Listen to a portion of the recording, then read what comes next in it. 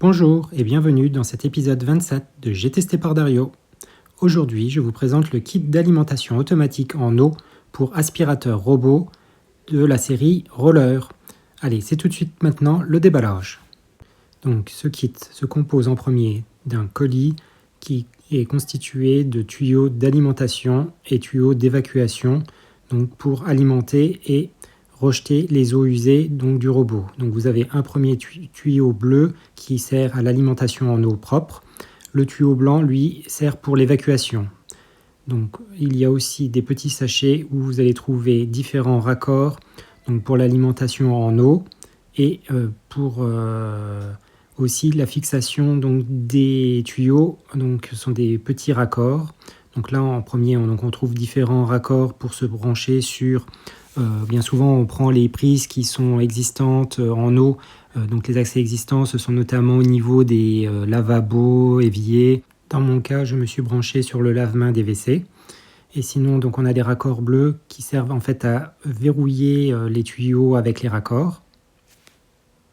Dans les pièces qui sont fournies, on a un T qui permet en fait de se piquer donc sur une prise d'une arrivée d'un lavabo, par exemple. Et dans le dernier sachet de cette première boîte, on a aussi tout ce qui est coude, donc pour l'alimentation, l'évacuation au niveau des tuyaux, ainsi que des petites fixations plastiques grises, donc qui sont même autocollantes de l'autre côté, donc qui permettent de fixer tout ça assez proprement. Voilà, c'est fini pour ce premier carton.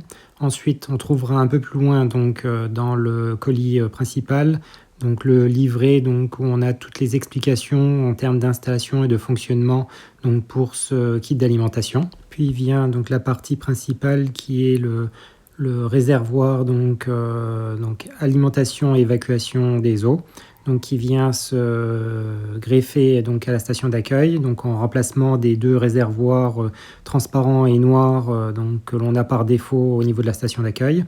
Donc on a les deux trous donc on voit d'entrée et de sortie, un petit câble donc d'alimentation donc qui va se brancher dans le cœur de la station que je vous montrerai un peu plus tard, une trappe qui permet d'accéder à la partie supérieure et notamment le petit filtre donc que vous pouvez enlever et nettoyer régulièrement au niveau maintenance pour l'eau.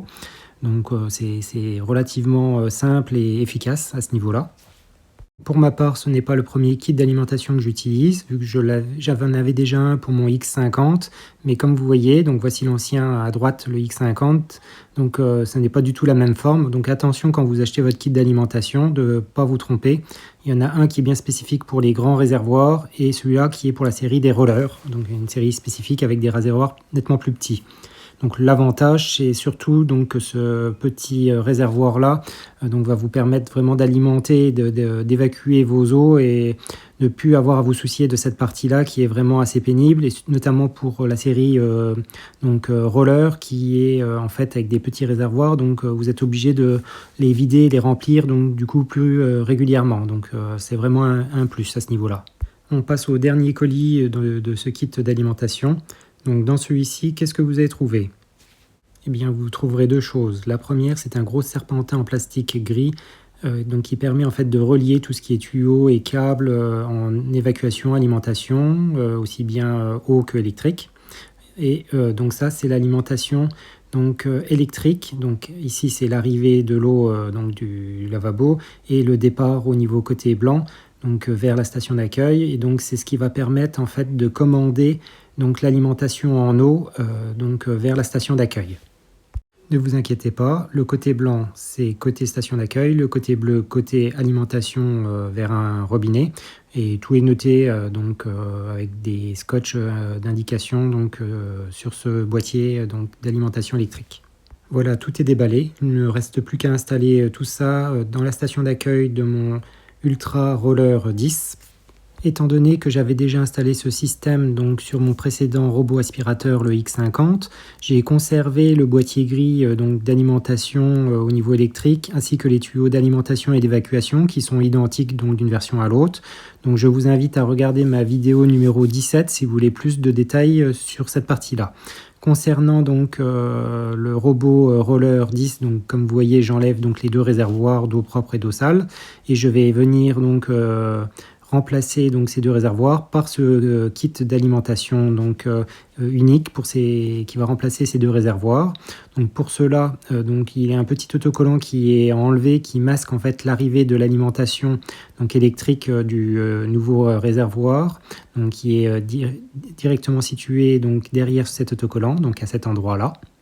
Donc une fois que vous l'avez enlevé, donc ça vous permet de libérer donc l'accès donc à la prise. Donc chose que j'essaye de zoomer voilà, pour que vous voyez exactement où ça se situe.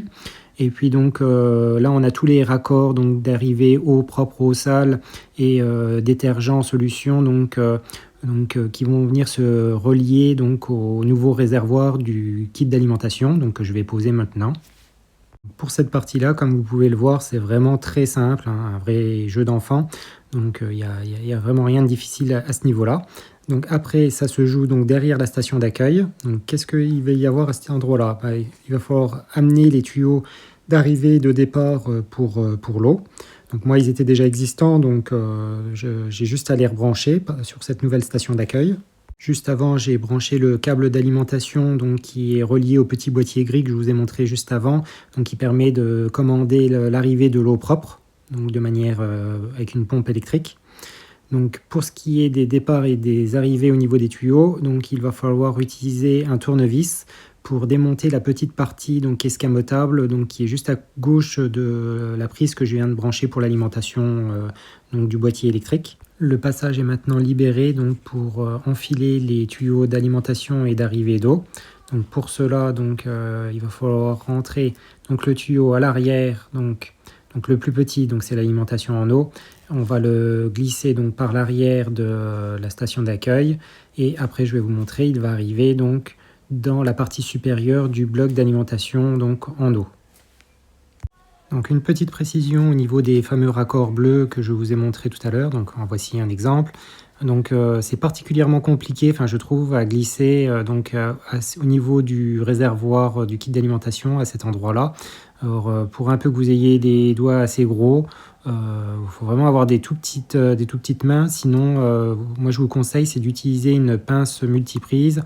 Donc et ça se glisse assez facilement comme ça au niveau de la fixation, c'est nettement plus simple. Voilà, tous les éléments sont enfin en place, aussi bien au niveau électrique qu'au niveau hydraulique.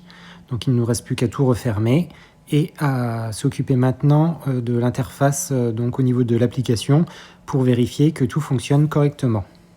Donc avant d'aller directement dans l'interface, il va falloir débrancher et rebrancher donc de manière électrique la station d'accueil. Pourquoi faire ça? En fait, vous ne trouverez pas les paramétrages du kit d'alimentation si vous ne faites pas cette manipulation. Donc une fois cette manipulation donc effectuée, donc vous allez pouvoir lancer un test d'alimentation donc de l'alimentation et de l'évacuation donc des eaux donc directement au niveau de la station d'accueil. Donc il va lancer donc ce test.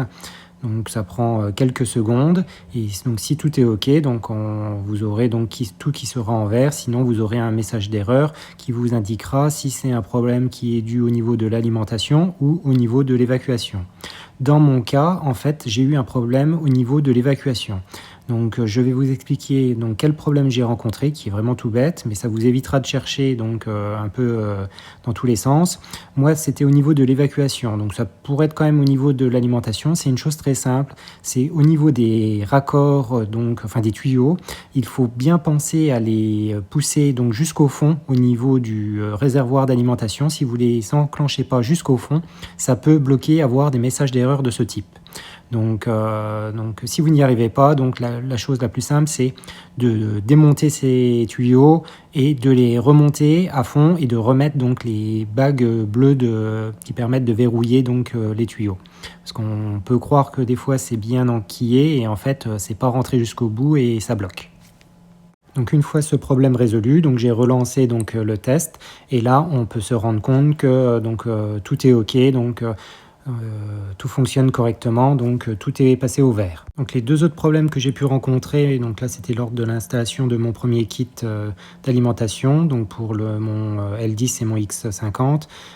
Donc j'ai rencontré un premier problème, c'est que j'avais coupé les tuyaux trop courts au niveau de l'entrée et de l'arrivée, donc vraiment les tout premiers départs des tuyaux au niveau de l'horizontale, au niveau de la sortie de la station d'accueil. Il faut vraiment pas couper ces tuyaux trop courts, sinon vous aurez des cambrures au niveau du tuyau et ça va bloquer ou mal fonctionner, vous aurez des messages d'erreur. Le dernier point concerne en fait le tuyau d'évacuation des eaux usées, qui est à mon sens quand même un peu petit, je trouve, au niveau diamètre, et au bout de plusieurs années, moi il s'est encrassé, sachant que j'ai quand même un tuyau qui est pratiquement tout plat sur à peu près 3 mètres de long.